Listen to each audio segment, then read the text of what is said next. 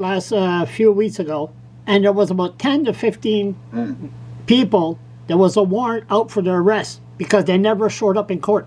10 to 15. Yeah, that sounds about right. And us, and that's just clogging up the court system. Don't fight. Are not putting the hammer down for these people. No, man. It's catch and release. There's no consequences. You see these charges and stuff that happened.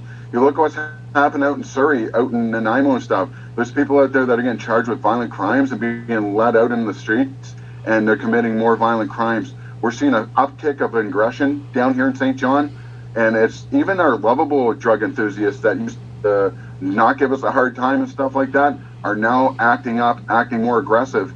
We had a police officer stabbed in the neck last week.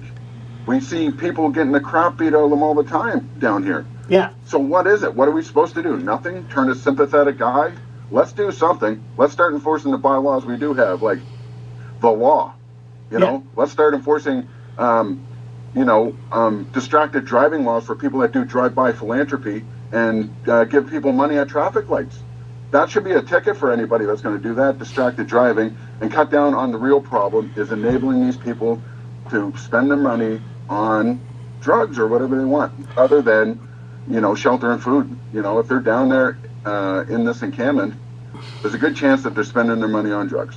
I just found out last night that the guy that did that stabbing on the west side of Canadian Tire, he was on crystal meth. Well, I mean, that should be a wake-up call. What are we doing here? We got to do something, and this is why I've been so vocal about it. They call me the soapbox preacher down here. I'm standing on my soapbox, just talking away. And this is from, a member of council. Like, I'm attacking an organization. This organization had went out of its way to find out everything about me, a private citizen, and then say things about me online that weren't true. Right. Insinuated certain things that are horrible. Oh, yeah. Right? And you got to be a moron to think of those things, right? So at the end of the day, I don't talk back to people. I put stuff out online. If they want to argue about it, good. I'm starting a conversation. Do your job. If you want more funding, do your job right. If you do a poor job, you're not going to get more funding. You're going to hear, trust me, you're going to hear more comments after this rant. But it doesn't bother me. Until they come in my face to face, then we'll take care of it. I had a methead that pulled a knife on me about a month ago. I phoned 911. I said, I'm not fooling around with that. I don't mind a good fist fight, but now you can't even touch them because they'll call them, that's assault. I've been assaulted. And they're like crybabies. I never seen anything like that in my life. Well, you don't want to. You don't want to mess around with that. This is the thing. Every one of them, like a lot of people carry knives. I'm not going to say every one of them, but a lot of them do. Yeah. And you're putting yourself in danger, man. And I don't, I only had one run-in with somebody here last year when I first got here. And, I can't be going around punching people in the head, right? Like, no. That mess around. So just let the police do their job. You see it reported. It takes a community, but there's a lot of people in this community that are afraid to stand up. And everybody's like, why, because I do get hate, for speaking the truth. There's a lot of people in this community that feel the same way I do, and I'm speaking up for them. They need the voice. And I knew if they're going to get mad at me, if people out there that are outside this community are going to get mad at us, we don't need people outside this community telling us what's good for the community. No, and that's the problem you had. That so-called doctor, Sarah Davidson, she arrived and opened that little so-called drug rehab center on Crown Street. And that's where the trouble really started.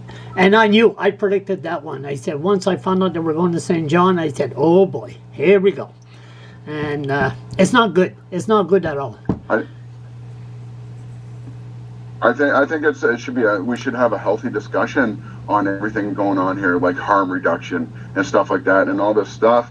There's a guy around St. John that's really asking a lot of questions about harm reduction and stuff right now. I can't remember his name, but I seen a post about what you can get down there, and you just show up and they'll give you anything you want to use your drugs.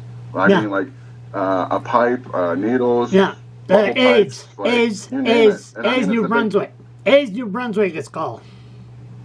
They did that, they got, in Moncton, they got a place called Ensemble. Somebody went there, asked for the pipes and everything, he got it, and they were doing, he says, oh, if you want to know where to buy crystal meth, there's people doing it in the back of the building. Anyway, no, it's terrible. Like I said earlier, I'm so happy that I'm a drunk. I mean, alcohol, okay, you have some alcohol, you're depressed, have a few beer. Never mind this crystal meth or drugs or smoke a joint, relax, you know. Yeah. It's crazy. Hey, man, I'm sober. I don't drink anymore because you know, I like it. I love drinking, but I prefer not drinking now.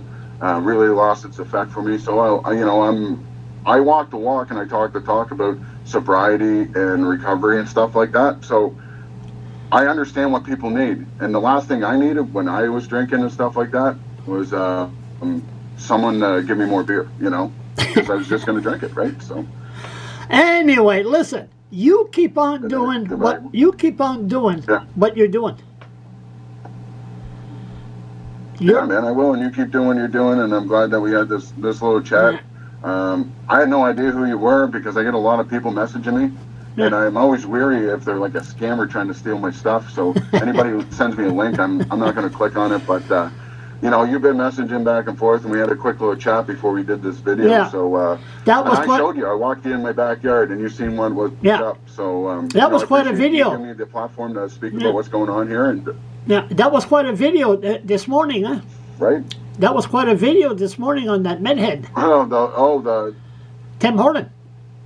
The one at Tim Hortons. I mean, are you seeing this a lot here in Fredericton? Is it what is it like there? Oh yeah, worse. They're all banned from King's Place. They're all banned from every Tim Horton. They're banned from every Subway, and they go around and they go on the street. And there's only 2 streets in Fredericton, Queen and King, and they took care of it. And they're coming more. They're coming in numbers. They're just.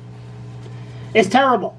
It's terrible. What you seen this morning, I'm not there all the time, but this morning, and the dog, D-O-G, he hates them. He hates them as a passion. He barks after them. No, it's not good.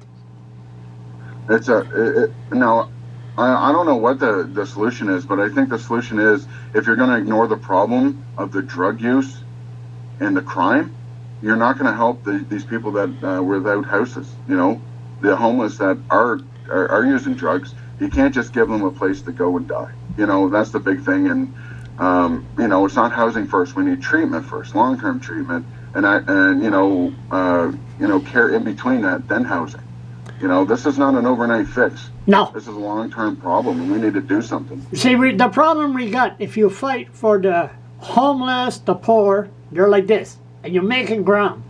And next thing you know, the Met has arrived, the advocates of the Met head, and they want to be treated the same way as their people, as they're not the same. I had a woman living above me, didn't flush the toilet for 3 months, broke the sink in half, had big flower pots in her bathtub, the garbage was piled up till the ceiling. I never been inside, they were telling me, marking on the wall. It's total destruction, and you can't help them. You cannot help them. Like you said, go to rehab first, then we'll talk about housing. You know. Right. But that's the way. I think that's a fair way to do it. You know, like if you're going to put people, I mean, that's a good point. Like we have a lot of available Airbnbs here in the city. That would be a lot cheaper to house 12 people. You can't put them in there. 2.5 months rather than put them in. You can't put them in Airbnb.